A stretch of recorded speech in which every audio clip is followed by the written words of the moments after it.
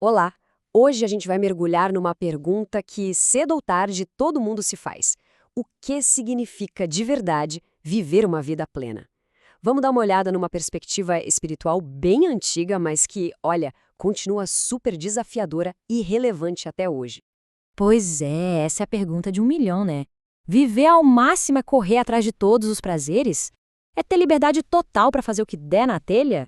A análise de hoje vai justamente desafiar essas ideias e, quem sabe, até mudar um pouco o que a gente pensa sobre liberdade, propósito e o que é uma vida bem vivida.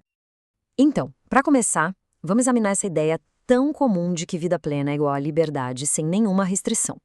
Mas segundo a perspectiva que a gente está explorando, essa noção pode ser, na verdade, uma baita armadilha. Essa frase, tudo me é permitido, era tipo um slogan, um lema popular na cidade antiga de Corinto. Pensa em Corinto como um lugar conhecido pela sua liberdade moral assim, extrema, onde a regra era basicamente se te faz bem, faça. E essa mentalidade, claro, acabou se infiltrando na comunidade cristã de lá, sendo usada para justificar tudo quanto é tipo de atitude. E é bem aqui que a coisa fica interessante. O apóstolo Paulo pega esse lema famoso, tudo me é permitido, e vira ele de cabeça para baixo. Ele argumenta que a liberdade de verdade não é ter passe livre para fazer qualquer coisa, porque muitas vezes isso acaba nos tornando escravos dos nossos próprios desejos. A liberdade genuína, segundo ele, é ser livre do poder do pecado, para aí sim conseguir viver uma vida com um propósito real. E para levar isso para a prática, o foco muda completamente. A pergunta deixa de ser eu posso e passa a ser eu devo. Paulo então propõe 3 filtros, 3 perguntas que mudam tudo. Antes de fazer algo, a pessoa deveria se perguntar: primeiro, isso é bom para mim de verdade? Me ajuda a crescer? Segundo, isso vai me dominar? Vai me tornar escravo desse hábito? E terceiro, que talvez seja mais radical, a minha escolha vai construir, vai fortalecer as pessoas que estão ao meu redor? Ok, depois de desmontar essa ideia de liberdade, qual seria então a base para construir uma vida plena?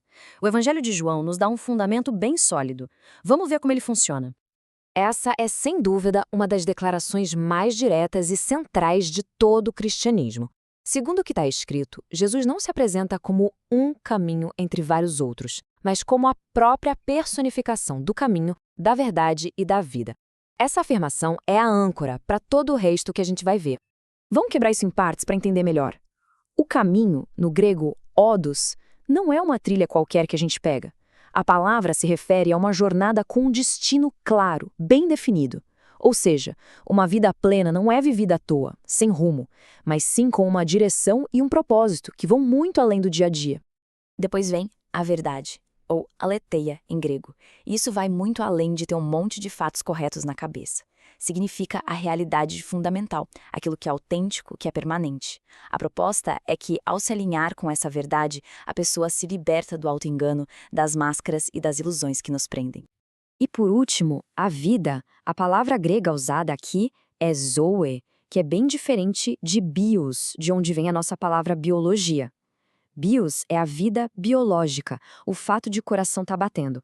Zoe, por outro lado, é a vida com um V maiúsculo, uma vida divina, cheia de qualidade, de significado, de vitalidade. Uma vida que não é definida pelas circunstâncias, mas pela sua fonte. Certo, então se esse é o caminho, que tipo de pessoa consegue andar por ele? A resposta que os evangelhos dão é surpreendente e, olha, vira de cabeça para baixo as nossas noções de força e de maturidade. Na cultura daquela época, crianças eram vistas como insignificantes, não tinham status nenhum. Ao colocá-las no centro, Jesus inverte completamente a pirâmide de valores da sociedade. E um detalhe importante: ele não diz que o reino pertence às crianças, mas àqueles que se parecem com elas em certas qualidades. O caminho para esse reino, então, exige qualidade como humildade, confiança e uma dependência simples que nem a de uma criança com os pais. Essas características batem de frente com o que o mundo geralmente valoriza: orgulho, autossuficiência, cinismo, que, nessa visão, acabam se tornando barreiras que não dá para ultrapassar. E essa jornada fica ainda mais séria, porque a próxima ideia eleva e muito o nível de importância das nossas ações diárias. Elas não são passageiras, não somem no vento. Na verdade, elas estão construindo algo eterno. A carta de 1 Coríntios usa uma metáfora muito poderosa. A vida de cada um de nós é como um prédio sendo construído sobre uma única base, um único fundamento, que seria Cristo. A questão central é: a qualidade dessa construção depende totalmente dos materiais que a gente escolhe usar no dia a dia. E a diferença é bem clara. Ouro, prata e pedras preciosas representam as obras que duram, feitas com motivações puras, com amor. Elas sobrevivem ao teste do tempo, ao fogo.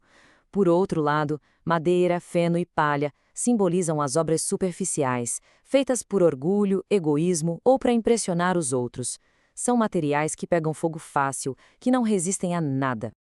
E a consequência de construir com material ruim é séria. A pessoa pode até ser salva, porque o fundamento é sólido, mas vai ver todo o trabalho da sua vida virar cinza. É uma salvação sem recompensa nenhuma, como alguém que escapa de um incêndio só com a roupa do corpo e nada mais. Isso nos leva ao argumento final, que amarra tudo isso com um alerta muito poderoso contra um compromisso pela metade, contra essa ideia de neutralidade espiritual. Essa é, talvez, uma das advertências mais chocantes da Bíblia inteira. A imagem de ser vomitado por ser morno é violenta e tem o objetivo de mostrar o absoluto desprazer divino com a mediocridade espiritual. Nessa visão, simplesmente não existe espaço para neutralidade. Mas aqui está o ponto que mais surpreende. Por que ser frio seria preferível a ser morno? O frio é aquele que sabe que está longe, reconhece a sua condição e sabe que precisa de mudança. O quente está totalmente comprometido. Já o morno vive numa ilusão perigosa de que está tudo bem. O problema central da mornidão é o auto-engano. A pessoa morna se sente segura, acha que está tudo bem e, por causa disso, não vê nenhuma necessidade de arrependimento ou de uma transformação de verdade. É essa falsa segurança que torna essa condição, segundo essa visão, espiritualmente muito mais perigosa do que a rejeição total. Mas o objetivo não é o medo. Essa advertência tão dura sempre vem junto de uma das promessas mais bonitas, a de uma vida abundante, aquela vida Zoe que a gente viu lá atrás. O compromisso radical, total, não é visto como um fardo, mas como o único caminho para experimentar essa plenitude de verdade. E assim, a gente termina com esta pergunta final. Ela resume toda a metáfora da construção e nos desafia a refletir sobre a substância e o propósito do nosso trabalho de todo dia. É uma questão sobre legado, sobre valor e sobre o que, no fim das contas, vai permanecer de pé. A vida que está sendo construída é de ouro ou vai virar cinzas?